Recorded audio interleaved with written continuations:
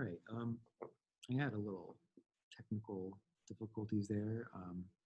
So I'm going to pick up where I left off in my lecture on India following World War II. And we were talking about how India was being split. Half of India, or part of India, let's say, turning into Pakistan, which was a Muslim country, and then the majority of India really turning into, India as we know it today, which was a Hindu country. And I mentioned that the Sikhs were a group who lived in this area, kind of. They were a majority group in north of East Pakistan, which we'll find out turns out to be Bangladesh. And I said, they're also kind of a populous religion. Let's look at some of our numbers. The world's most popular religions: Christianity, Islam, secular, non-religious. Is that a religion? I don't know, I guess. Hinduism, Buddhism, Chinese. Here's Sikhism. Okay. And traditional Chinese religion, is that Confucianism? I don't know. Ethnic religions with an S, traditional African religions. So these are kind of not a specific religion. Sikhism, then, arguably, if you don't count atheist as religion, which means you don't believe in God, then Sikhism is probably coming in at number 6 in the world's most populous religions, 26 million followers, much smaller than the big 3 or 4 religions. Is that Confucianism? I don't know. So anyways, we were just taking a look at that. Let's come back to our PowerPoint, and I'm looking at our map. We're talking about the split in this little area being Sikhism, but the real area of dispute is going to be this area right here called Kashmir. Okay, the Indians believe that it's their land. The Pakistanis or the Muslims believe it's their land. And this is a big chunk of land. This is not a small piece of land. And to this day, it's still being fought over. There have been a bunch of skirmishes that weren't actually called a war that have broken out in this area between India and Pakistan over the area of Kashmir. And then recently, even China's saying that they deserve a small piece of this land. This is disputed territory, and it's one of the world's hotspots. Because of the dispute over this land, India started working to develop a nuclear weapon. Pakistan then, not to be outdone, started working to develop their own nuclear weapons. And to this day, I believe I heard that they both have close to 100 nuclear weapons. And they're not threatening each other with them, but they're also not threatening each other with them. I think India said, we would only use ours if our nuclear weapons, if Pakistan fired first, and Pakistan just kind of stayed silent on that one, which is, that silence was pretty deafening, I think. And I don't know. In 1999, there was a very recent skirmish between the two countries. Like, their militaries are firing at each other. And was that a war? I mean, some people think that was kind of a war, but it was small scale war. It wasn't a big war. But I mean, when you have two nuclear powers fighting little skirmishes, it doesn't take much for a small skirmish to turn into nuclear war. And I've heard people say that if there was one area of the world today that they're the most worried about having a nuclear war, it's not North Korea, and their threats, or certainly not America and the Soviet Union. Those days have passed, we hope. But it's this area right here, and it's over the region of Kashmir.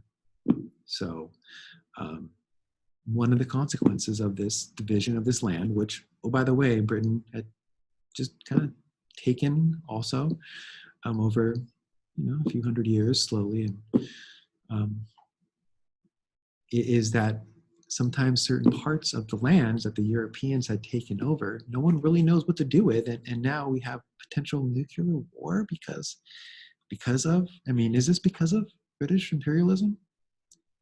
Can we assign this one to that? I don't know. I've heard it said, though, that this is a result of European imperialism. Another interesting point here, these areas up here are Buddhist. This is where Mount Everest is, by the way, highest mountains in the world. Did Britain ever really get up there and control that area? No. No one can get up there, especially old school British folks. Certainly not the army. The whole army can't get up there today. So that's an interesting piece of land as well. This is, interesting land. All right, so moving on though, eventually we're going to find that East Pakistan in 1971 feels like West Pakistan is not treating it fairly, or maybe not giving it the attention it wants.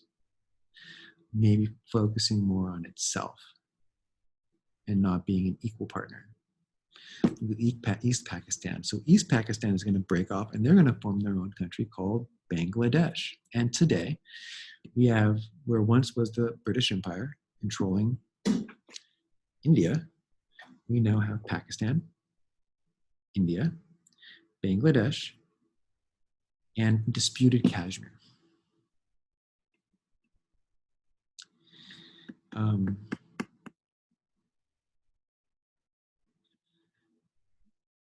Also, just to kind of circle back around, I mean, 1 million people were killed in the skirmishes that broke out between India and Pakistan, and the migrations and the who gets what land fighting that broke out after this land was divided. And we know, or we discussed earlier, that Gandhi didn't like what was happening. Gandhi, of course, was towards the end of his life. He was an older guy. He was more influential in the time between the wars, or even before World War I. But he speaks out against the division of the land. Gandhi's a Muslim. Gandhi's a Hindu. And because of this, because of the role he's playing here, he was killed by a Hindu extremist, by his own religion. Over the next 50 years, we're going to see that India, 2 of the leaders of India who are related to Nehru, are going to be assassinated. So now political violence is part of this country's culture. And India is one of the poorest countries in the world and one of the most populous. So after Britain left, this was the area that Britain bragged about as having spent the most time and energy to modernize, let's say, they used that word. And it was left a mess. Same old story. Where imperialism went, when the Europeans left, they left a mess. And we, like I said, we have potential nuclear war. Just to kind of throw this in there, just for fun, this area here is Afghanistan. Osama bin Laden was found and killed in Pakistan. He was hiding out in a major city in Pakistan, where Al-Qaeda is very influential. Yeah, another fun fact about Pakistan is that some of the remnants of Al-Qaeda and the Taliban, after the US-led war in Afghanistan, which, are we pulling out of Afghanistan now and they're still fighting? I mean, did we win that war? Is that another loss?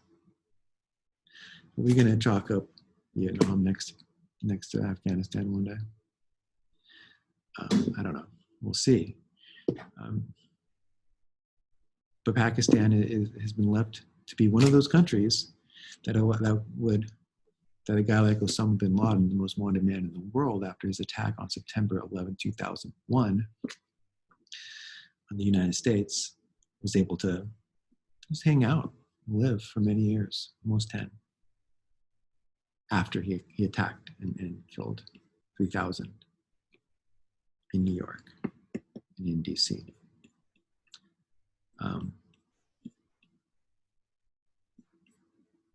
So what are we saying? We're saying that after European imperialism, India has not fully recovered. No, it has not.